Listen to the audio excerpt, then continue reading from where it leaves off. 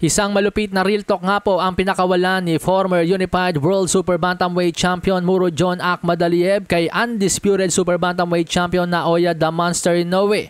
Ito ay matapos ang bali-balitang nakahandang bakantihin ni Naoya Inoue ang kanyang WBA belt para lang makaiwas kay Murodjon Akhmadaliev. Matatanda ang sinabi ni Naoya Inoue na ayos lang na matanggalan siya ng belt, habang sinabi naman ng kanyang American promoter na si Bob Arum na wala daw kasing nakakakilala kay Murodjon Akhmadaliev sa Japan kaya't hindi niya isasagupa si Naoya Inoue dito. Pero isang masakit na katotohanan ang sinabi ng 2016 bronze medalist na si Murodjon Akhmadaliev kay Naoya Inoue. Aniya, kakapanalo mo lang ng Fighter of the Year Award, kinukonsidera kang isa sa mga pinakamahusay na pound for pound sa kasalukuyan. Tapos aatrasan mo lang ako, nakakatawa naman yon. Nire-respeto ko ang lahat ng mga boksingero, pero ang labanang Naoya Inoue at TJ Doheny ay 4 or 5 years too late. Walang kabuluhan ito na ang isang kalibre ni Naoya Inoue ay sasagupain lang ang isang matandang boksingerong 5 taon nang naagawan ng world title. At yung tumalo kay TJ Doheny ay tinalo ko sa aking 7 professional fight. Pero nagkamali po sa bilang si Akhmadaliev doon mga amigos, dahil yung kanyang tinutukoy po ay si Daniel Roman, yung tumalo kay TJ Doheny na tinalo naman po ni Akhmadaliev.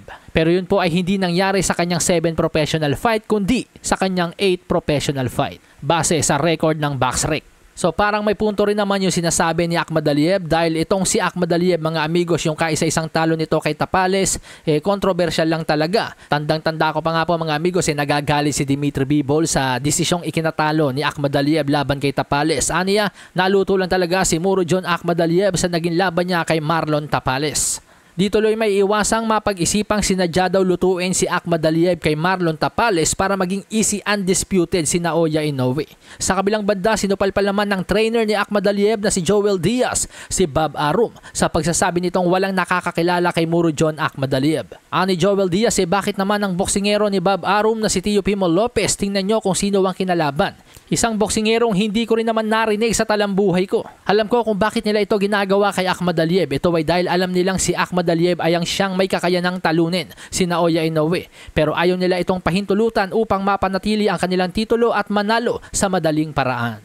Pero sa mga amigos nating hindi nakanood sa akin nakaraang vlog, pinaliwanag po yan ng kampo ni Bob Arum at ni Naoya Inoue kung bakit si TJ Doheny ang kanilang mas gustong labanan kesa kay Murodjon Akhmadaliev. Ito daw po ay dahil mas kilala si TJ Doheny sa Japan. Ayon kay Bob Arum, yung huling 3 laban kasi nitong si TJ Doheny ay puro knockout sa Japan. Kaya naman kilala na ng mga Hapon nitong si TJ Doheny. At maganda nga daw po yung naging resulta na kapag ang kalaban ni Naoya Inoue ay kilala sa Japan tulad ni Luis Nery, napuno nila yung 55,000 capacity ng Tokyo Dome dahil doon. So sa madaling salita mga amigos, yun po yung formulang ginagamit nila ngayon kay Naoya Inoue upang mareplika yung limpak-limpak na salaping kinita ng laban ni Naoya Inoue kay Luis Nery.